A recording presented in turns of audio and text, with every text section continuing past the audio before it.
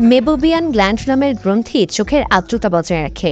Makeup সামগ্রী ব্যবহারের ফলে অনেক সময় এসব মেবোবিয়ান গ্রন্থির মুখ বন্ধ হয়ে চোখে শুষ্কতা দেখা দেয়, আর চোখ শুষ্ক হলে চোখের ব্যাকটেরিয়া এবং ভাইরাসজনিত সংক্রমণের আশঙ্কা বেড়ে যায়।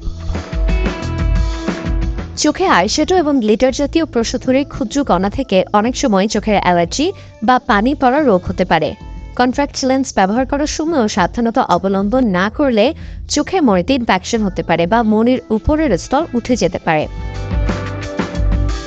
কন্ট্যাক্ট লেন্স বা প্রসাধনী ব্যবহারের আগে হাত ভালোভাবে ধুয়ে নিন। মেকআপের পাশাপাশি কন্ট্যাক্ট লেন্স ব্যবহারের প্রয়োজন হলে আগে কন্ট্যাক্ট লেন্স পরে নিন, তারপর প্রসাধন ব্যবহার করুন।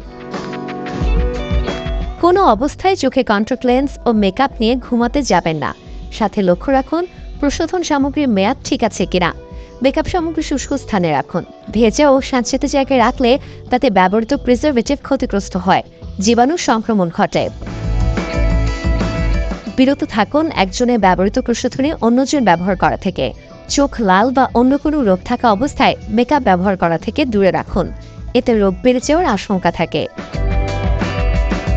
চোখে নতুন কোনো প্রসাধন ব্যবহারের আগে সেটি আগে হাতে লাগিয়ে নিতে পারেন।